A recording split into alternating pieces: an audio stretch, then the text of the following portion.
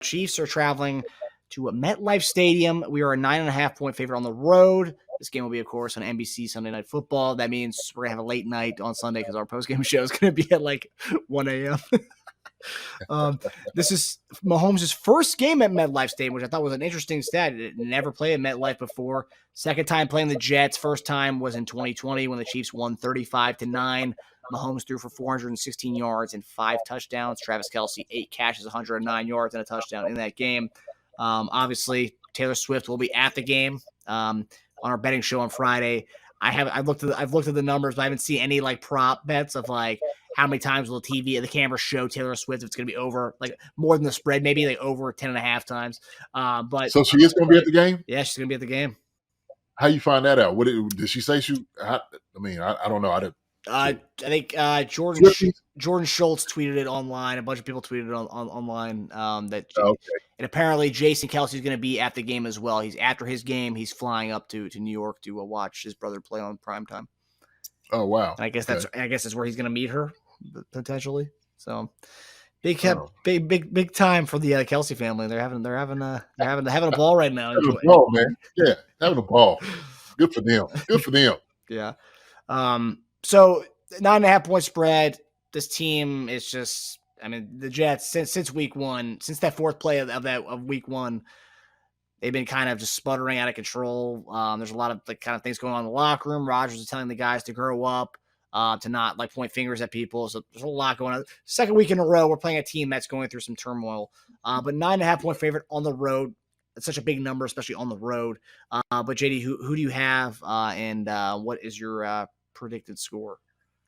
So it's going to be a good battle for us. Okay. We were talking about the young receivers going out there and battling against a good defense, tight ends, and just for our whole offensive line, everybody. They're going to be hungry.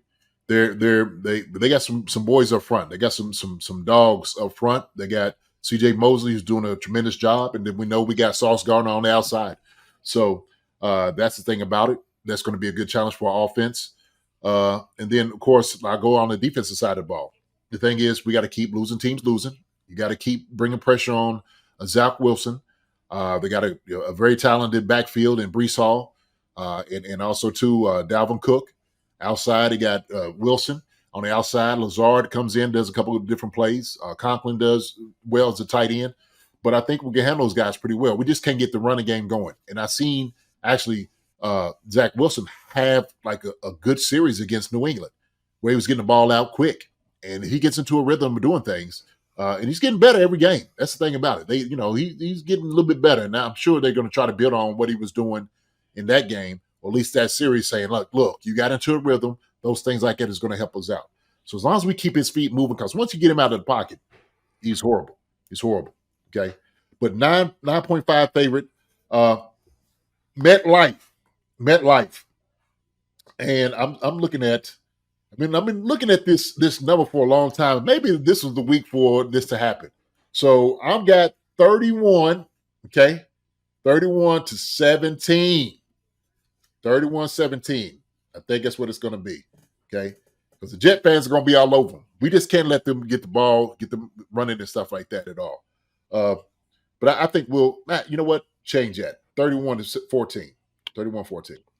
Okay, 31-14. Yeah, I'm looking at the over-under right now. This is probably one of the lowest over-unders we've had in a really long time. Total points for this game is 41.5, JD. Ooh. That's very low. It's low. I got the over on that. I got the over.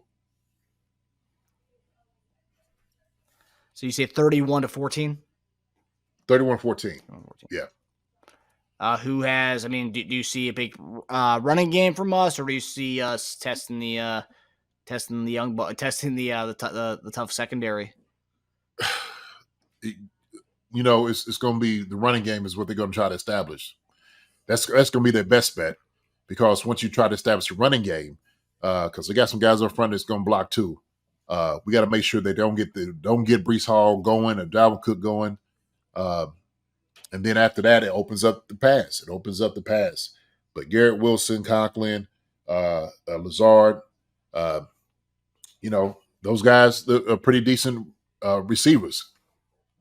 Garrett Wilson, without a doubt, is one of the most elite receivers right now in the game. I love him a lot. He's something else. He's special. He's special. So He was one of the ones that was pretty pissed off about the play of his quarterback. yeah, well, hey man, he knows. He's like, look, if you ain't got nothing else, throw it to me. You ain't got nothing else going on. I don't care where you go. You look to me to make a play, and I'll go make it for you. So I agree with it, but that maybe that's the whole like, Aaron Rodgers like, look, stop pointing fingers, stop being immature. We got to try to play within the confines of things. Now Aaron's like, I throw it to you if I wasn't there, I throw it to you, right? Yeah, that's exactly what it is. Yeah. But that's what 31-14. That's what I'm looking at the score. Yeah, I'm gonna go. 28. I was either going to go 31-10 or 28-10. I think it's gonna be under. I think that number is gonna make us want to go over a little bit. But I think it's slightly under. I think our defense is playing so good, and we've played better offenses. It's a good question, actually. Between Justin Fields and Zach Wilson, who's more of a threat?